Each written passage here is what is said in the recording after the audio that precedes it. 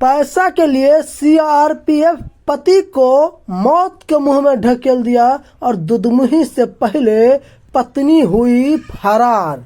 अभागी, कम से कम पति को तो दुधमुही होना चाहिए था, उसको तो कम से कम क्रियाक्रम कर देती। कलंक लेके गई, दो कलंक लेके गई।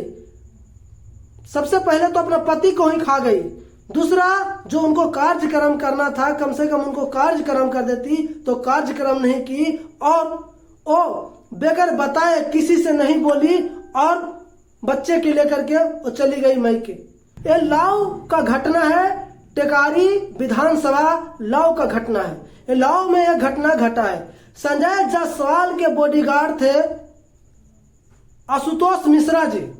संजय जायसवाल के बॉडीगार्ड थे और कहा जाता है कि इनके जो पिताजी थे बीमार थे, माँ बूढ़ी थी और पत्नी हमेशा झगड़ा करती रहती थी पति से पैसे के लिए, सिर्फ पैसे के लिए झगड़ा हुआ करता था कि हमें पैसा चाहिए, सिर्फ पैसा चाहिए। उसको कहने का मतलब ये है कि अपना बाप माँ को छोड़ दो, मुझे सिर्फ पैसा चाहिए। उनको पिताजी काफी लंबे समय से बीमार थे और एक लौता बेटा थे।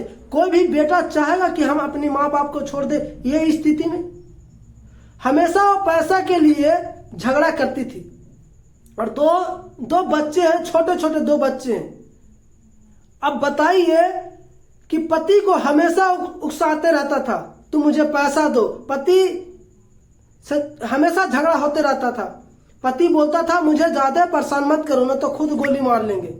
ऐसा लोगों से भी सुने और कुछ मीडिया वालों से भी सुने, लोगों से भी बोले कि पति हमेशा बोलता था कि खुद को गोली मार लेंगे, हमें परेशान मत किया करो पैसे के लिए।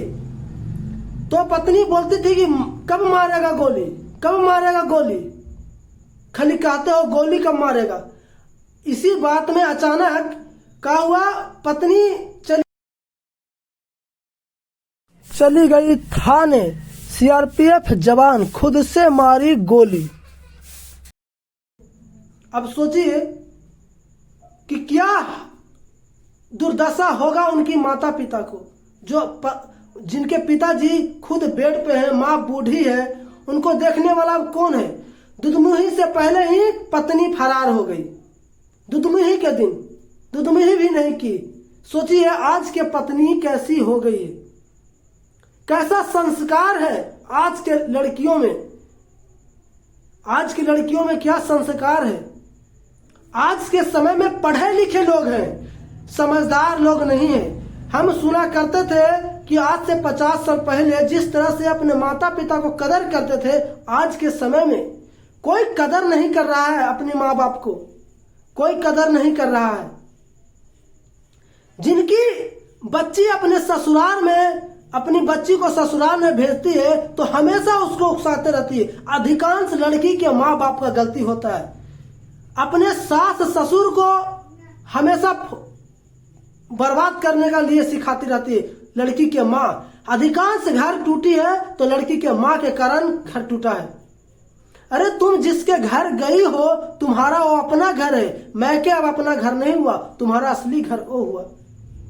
तुम्हें और संभालना है, तुम्हें उसको संभालना है, उस घर को संभालना है। ये कलंक, लड़की कलंक बन चुकी है, आज के समय में कलंक बन चुकी है। जिस तरह से दुर्घटना करे, पैसे के लिए कोई ड्रामे बंद करके मार देता है पति को और भाग जाता है प्रेमी के साथ है, तो कोई पति को ही उकसा देता है कि गोली मार लो। क्या जमाना है। पेपर में आप देख रहे हैं कि पेपर में किस तरह से छपा है, आप पेपर में देख रहे हैं कैसे पेपर में छपा है। आजकल के माँ बाप, जो लड़की के माँ बाप होते हैं, पहले अपने घर में देखे कि आपके भी बेटा होंगे, आपके पुतोह आएगा, अगर आपके साथ वैसा करता होगा तो कैसा महसूस होता होगा। कभी ये सोचते हैं कभी, जो अपने बेटी को उकसाते रहते हैं।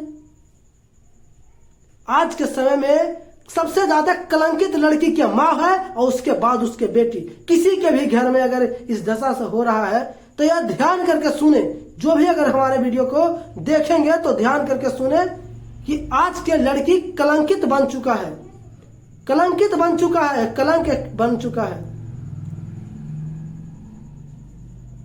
अपना पति को ही खा जा रहा है। अरे जिसने पैदा किया, 9 महीना कोख में रखा, उसको नहीं देखेगा। तुम आई हो दूसरे घर से, तो इस घर में तुम एक लक्ष्मी के रूप में आई हो, तुम्हें इस घर को शोभा बढ़ाना है और तुम अपना पति को ही मार दी।